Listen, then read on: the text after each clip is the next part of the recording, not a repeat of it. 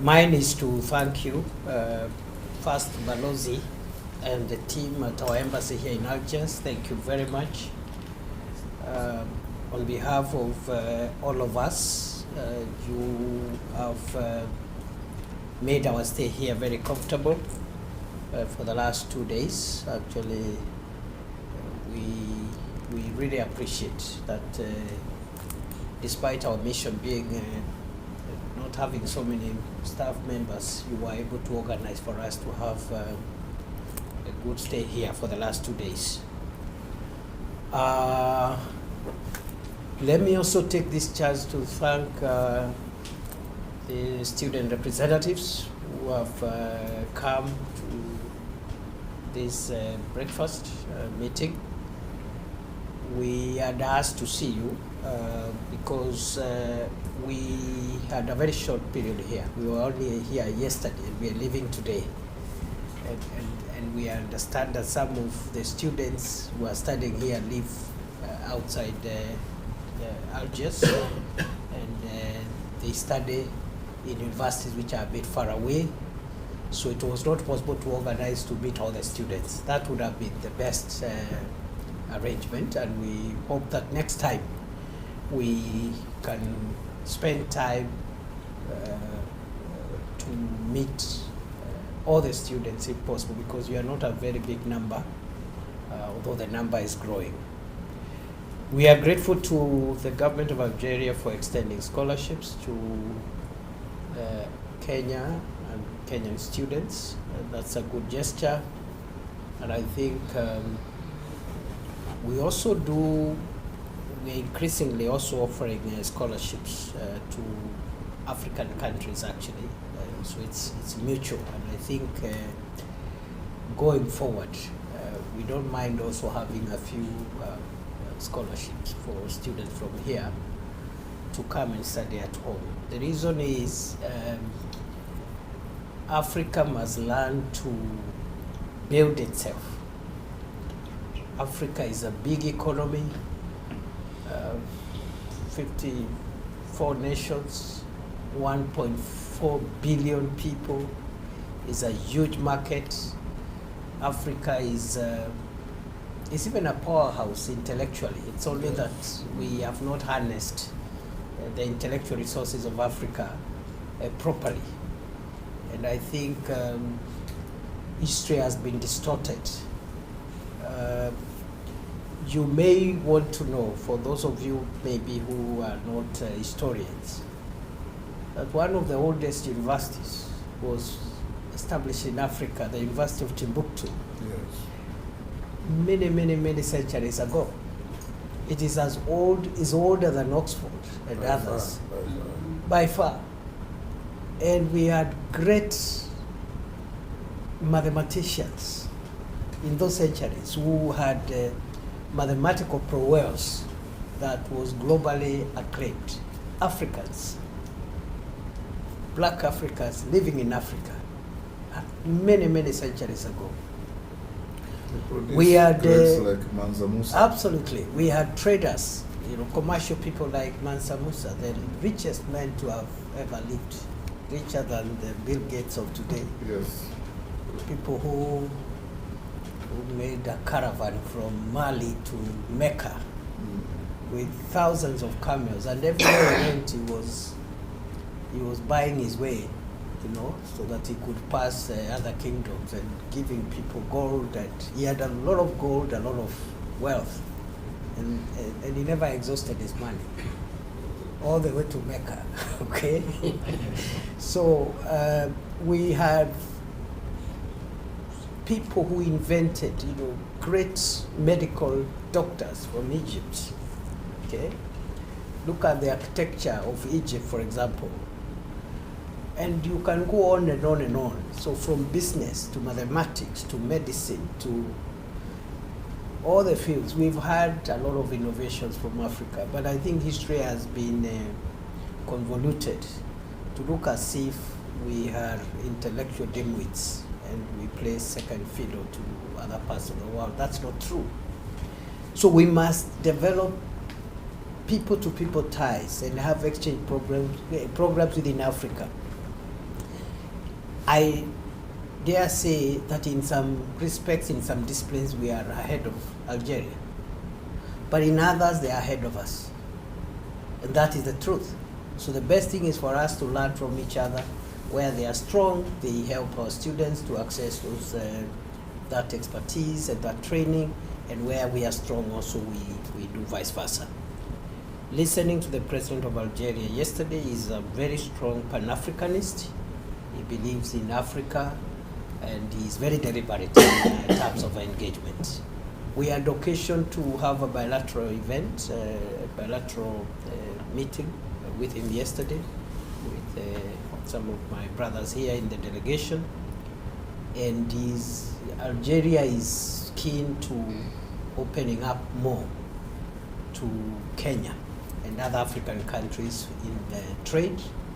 And going forward, we're going to firm up our relations in a meeting to be held in Nairobi in November, so that we can start exporting many of our products here.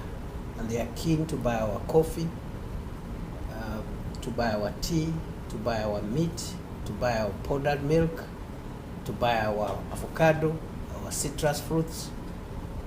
We just need to firm up the trade agreements. And that's why the trade minister is here, and there's a joint commission for cooperation to take place in November to firm up some of the discussions we are having. We are also working towards operationalizing direct flights between Algiers and Nairobi to facilitate movement, because today many people who want to come to Algiers have to go through Middle East or through Europe, which is not very tidy, and therefore the air services will ease movement of people and goods, and also promote people-to-people ties. And then the trade will also even cement our relationship. The education programs, we are going to make them mutual, so that again we build on our relationship with Algeria. As you're aware, Algeria's economy is slightly ahead of Kenya's, and we are making progress to make sure that we catch up. And when President Ruto took over in 2022, Kenya's economy was the 8th largest economy in Africa. But in the last 2 years, we've made some good progress. The last ranking, which was done by the International Monetary Fund and other agencies, including the Afro-Exim Bank, right now Kenya is the 6th largest economy in Africa. We've been able in 2 years to overtake Angola, which is an oil-producing country, a very strong OPEC country. The economy there has been powered by oil. But we've overtaken Angola, we've overtaken Ethiopia, and only 5 countries are ahead of us: South Africa, Egypt, Nigeria, Algeria, and Morocco, in that order. And we are making progress. There's nothing that prevents Kenya's economy from being number 1 in our lifetime in Africa. It is possible. So let me say a few things. I don't want to keep you for long. I join my colleagues who have told you it's a privilege. First of all, Mr. President, it is a privilege to get an opportunity to study outside your country. And it has its own, there is a way in which someone who has been able, especially in their youth, to get an experience outside their homeland, there is a way in which it prepares you better than the rest of your colleagues who don't get that opportunity. I know it is challenging to study outside the country, especially socially. The first flight out of home, you are normally very excited. But upon landing at your destination, by the second day, the loneliness that starts sinking in can be very devastating. You start calculating how many kilometers you are away from home. You start thinking how you will not see your siblings and your parents for a while. And you start imagining if anything happened to you where you are, what would happen to you? So that's disconnection, and loneliness sets in, But over time, the thing stabilizes. But you're never the same again. So I understand the president's tone when the students' body president is saying that you are a bit disconnected, there's a bit of anxiety and so forth and so on, especially when you have to struggle with things about adequate upkeep and so on and so on. I want to encourage you and tell you that we are very proud of you. As my colleagues have said, we've never had the 112 of you here. We haven't had any incidents, and that means you're keeping yourself together and you're focusing on what brought you here. When you get your qualifications, it's up to you to decide where to work, because as a young person, you have options. You can come home, and home is always the best. But if you find work elsewhere also, we encourage you to work because you're still young and flexible. You're not restricted like the older folks would be restricted. Back at home, we are trying to create enough opportunities for young people. And for the first time, we have a very deliberate program to support young people. The reforms that we have done in the last 3 years in the education system back at home are deliberately targeting preparing young people for better career outcomes, because we realize our education system was wired in such a way that unless you are able to excel in sciences and academic output only, then your future as a young person is restricted. We have expanded the pathways of success. That is what we have done with the reforming what we used to call CBC, competence-based curriculum, which now we are calling competence-based education and training, CBET. So that those of us who can pursue academic excellence like yourselves, there's a pathway for you in science, in other disciplines that are there, including humanities. So we have a science pathway, a social sciences pathway, and we also have a sports, arts, and creative economy, creative industry pathway to prepare other people who may not be necessarily talented for academic, scientific pursuit, but they can also make a living through sports, arts, and the creative performances. That education reform, curriculum reform, is deliberately for young people, not necessarily you because you are at the tail end of your education, but your siblings who come will find a better and more empowering education curriculum. We have also made significant reforms in the tertiary institutions level, because in 2022 September, we found that there are more university students in Kenya than there are tertiary education students, which is an anomaly, because the education pyramid should just be a pyramid. You know, there should be more pupils at the primary level, less in the secondary level, and so at the university you find very few people. That's how the education pyramid should look like. But we found that we had more university students, almost 1 million students in 2022 in universities. But then when it came to tertiary institutions, we only had 297,000. So we made some reforms which are gradually reversing that trend, because technical and vocational education is important for the economy to stabilize. For one engineer, you need like 5-6 mid-level experts to support that engineer. Otherwise, you cannot tell the engineer to go and start doing the work that is supposed to be doing by technicians and other professionals at the mid-level.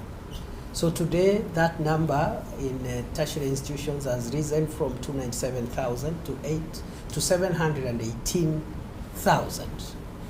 By December, we'll hit 1 million. And by next year, December 2026, we will reach 2 million TVET students.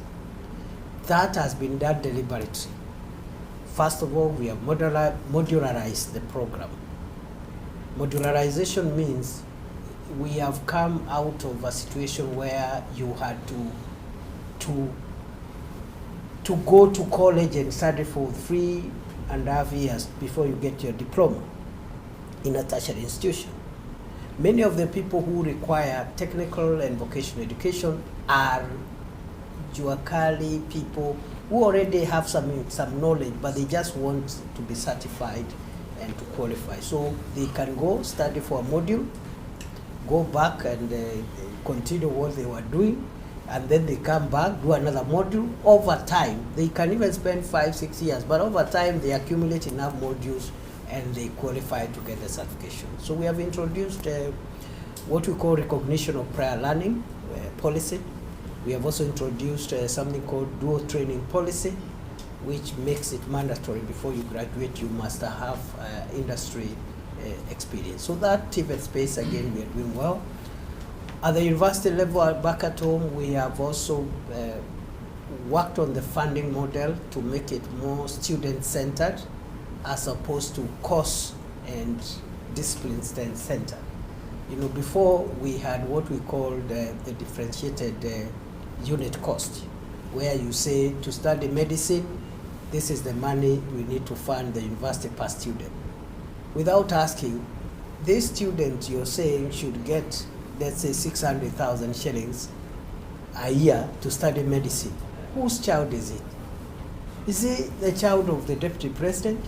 Or is it a child of a mama mboga somewhere in Kaloleni? Isn't it?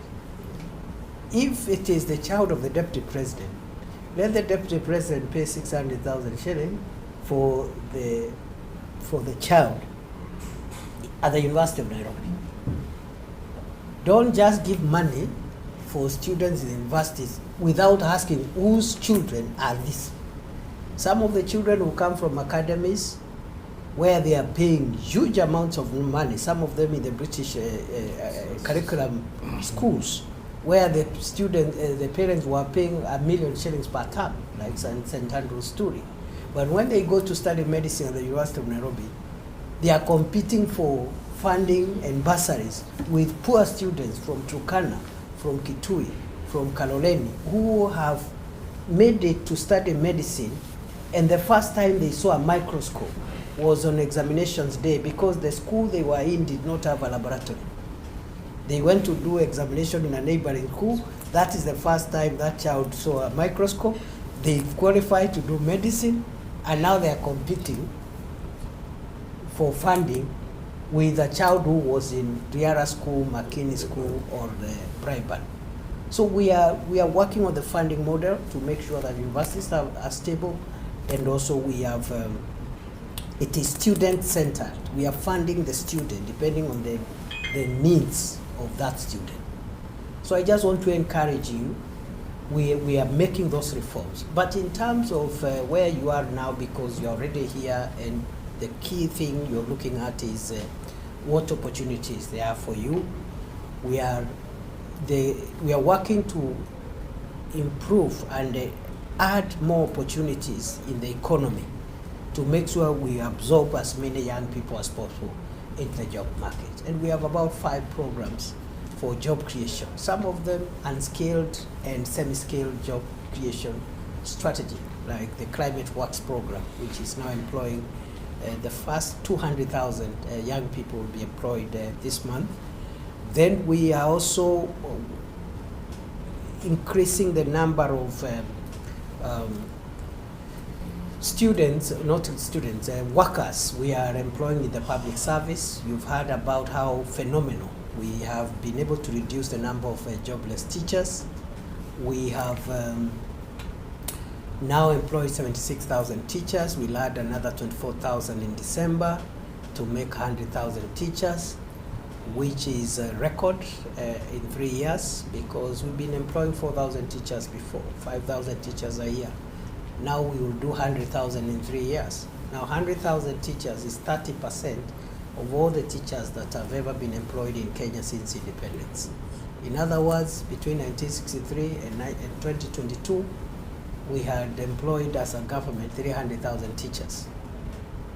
But between 2022 and December 2025, we'll have employed 100,000 teachers. That is 30% in 3 years of all the teachers employed since independence. We are increasing the numbers in other fields also, but we are also working on the economy so that the private sector can accommodate more workers. And we are targeting that to expand big businesses, mid-level business, and even small businesses to accommodate more people in the job market. You've seen inflation now is under control. The macroeconomic indicators are beginning to show that the economy is stabilizing. That's why the Kenya's ranking has gone higher. We've had a stable inflation rate. We wanted to keep it under 5%. It's actually oscillating between 3 and 4% for more than a year now. The currency has been very, very stable for the last 1.5 years. It's between 128 shillings to the dollar to 129. We found it at 167, and that was quite erratic. We have now enough cash reserves for foreign exchange, which we didn't have. The oil marketers in 2022 could not access even dollars to import oil. Today, we have enough import cover. We found there was no import cover, and people were scrambling to get foreign exchange for international trade. But today we have enough import cover for almost 5.5 months, 6 months. So even if we shut the economy for 6 months, we would have enough foreign exchange to carry out international trade. So those general macroeconomic indicators, the cash ratio reserve, inflation, stability of the shilling, and also working on the prices of essential commodities, all those things are helping the economy to improve, to stabilize, and create jobs for many young people, not just in the public sector, but also in the private sector. So I want to encourage you that the future looks good. We are creating jobs also in the Kazi Maju program, the labor mobility program. We are encouraging young people, you find a job somewhere, just go and do it.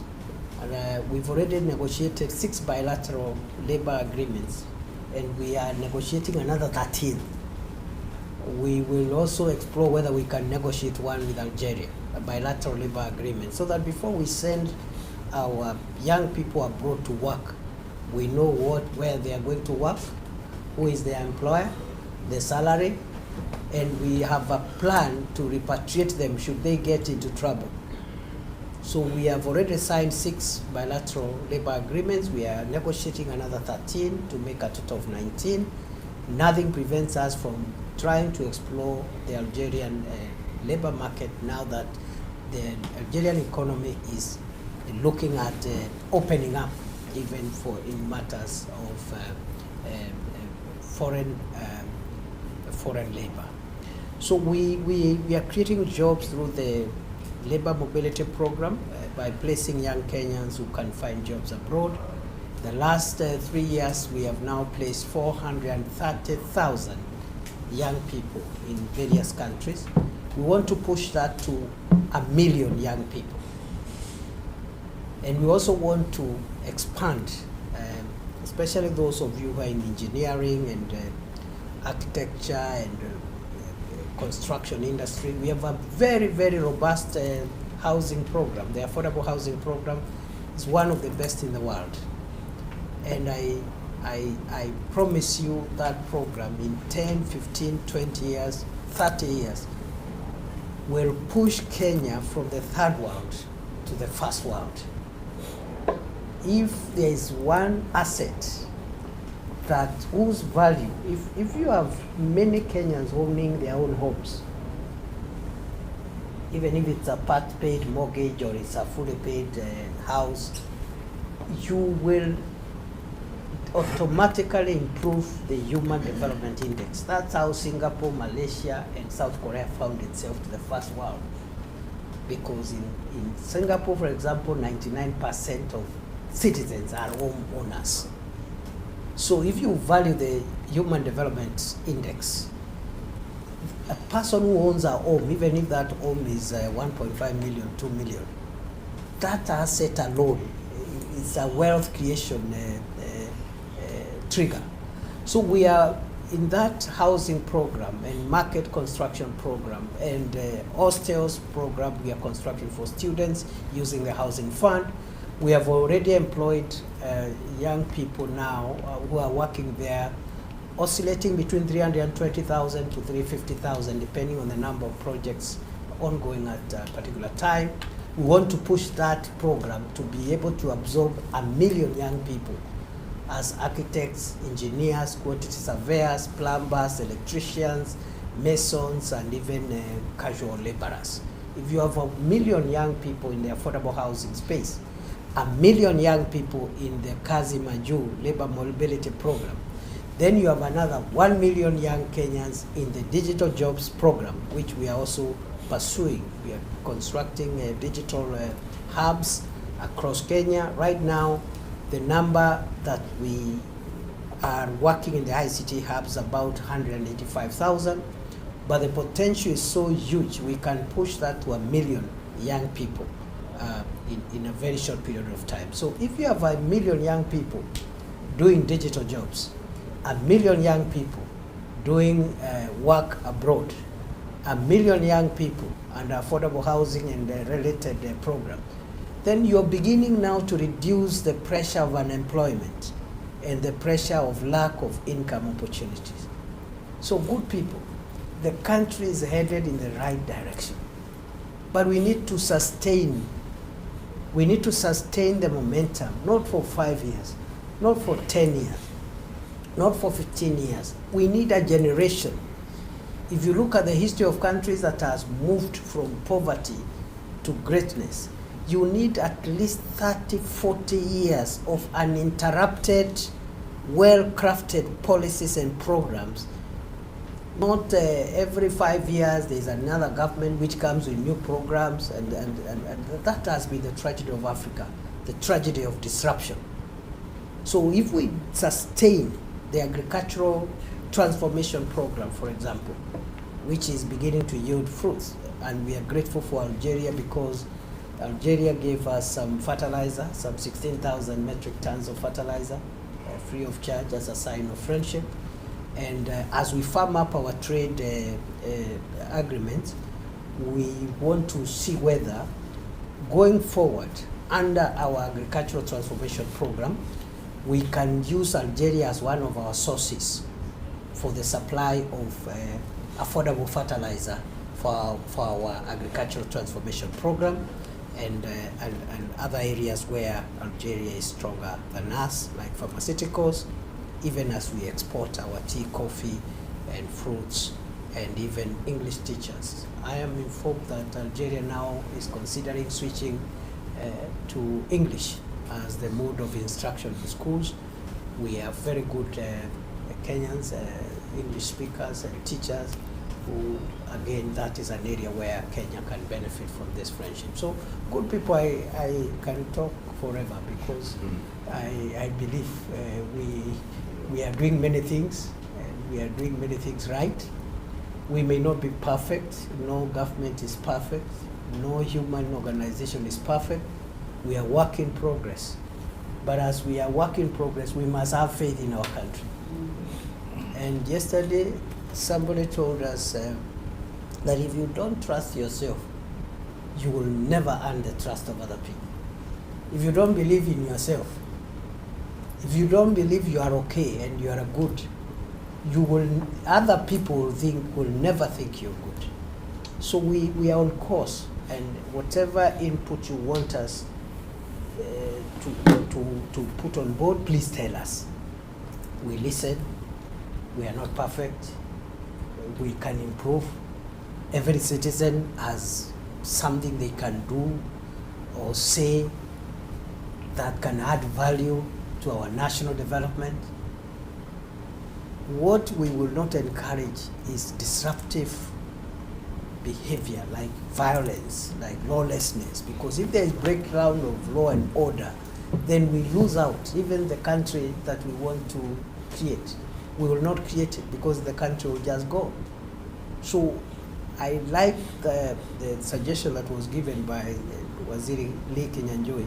Let's strike a balance.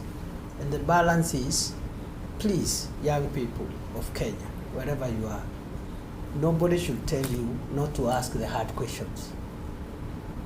If you think you have issues with some of the things we do, those of us who are in government, please tell us, inform us.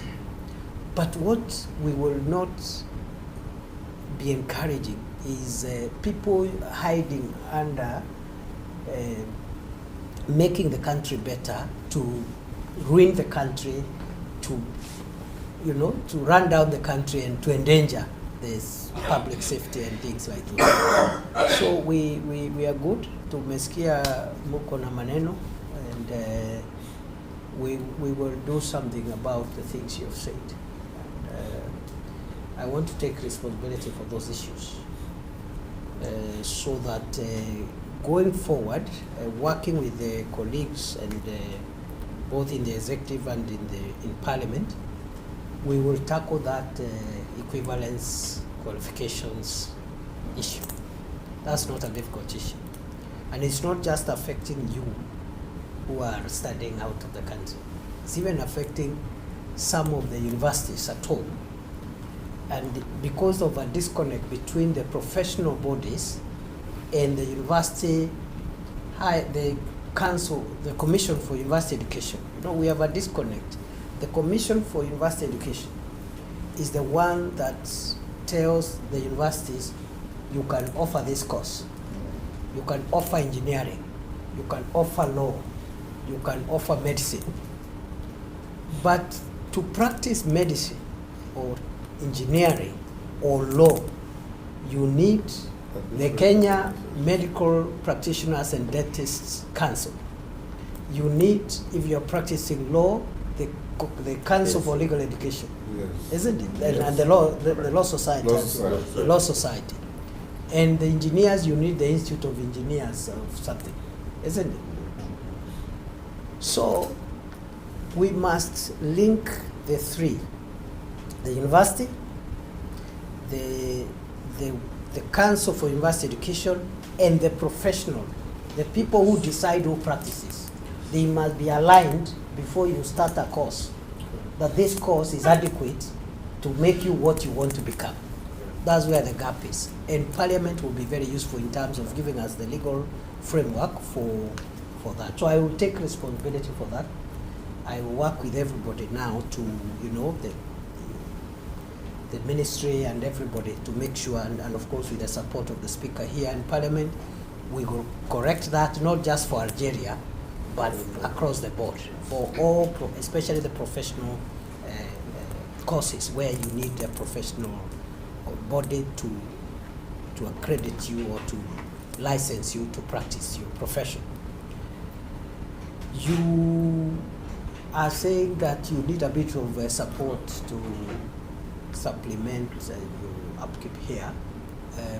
Let me take that home and see what we can do. I need a discussion with the ministry and see whether we can have something modest. But what is coming to my mind, even as I look at that issue, is I see no reason why using the, now we have increased funding for higher education loans board. Last year we had given help to 36 billion. This year we are giving them 41 billion, an increase by 5 billion. We are funding the upkeep of our students in universities and colleges, including TVETs. I see no reason why students abroad, on a case-by-case basis perhaps, who would be on scholarship that just require modest support, why we should not factor in that request. I am very optimistic we'll find a way of doing that, but give us a bit of time so that we go and consult and see what will come out. Balozi here will communicate the outputs in a few once we are back home. Otherwise, equivalence, the upkeep thing, and then jobs for you. I agree with what the speaker said, that we can find out, Balozi, how you know, many countries that have foreign students, they allow them to do limited work, like limited work over weekend or after hours, so that they earn a bit of support. And I think if we engage, the Algerian government looks friendly. We can start from somewhere, and we don't have a big student community anyway. And Kenya being a country with very good workers, that's an area like the area of student work program. We can see whether we can start with something there. Otherwise, nawashukuru sana. We've taken a bit long. We need to end it there so that we travel. I think we have a flight in the next 20 minutes. So let's have a bite and so forth. Yes, Wanjiku. Other than the breakfast, is there something else? Maybe I'll take a photo with the students up nje with my colleagues here. We can take a photo as we leave. Yes. So we have a bite in like 15 minutes. We take a photo here. Alafu uone hawa wadosi wasalamie. Nimetumwa na hao watu kwenu kwa maneno kidogo hapo. Asante sana. God bless.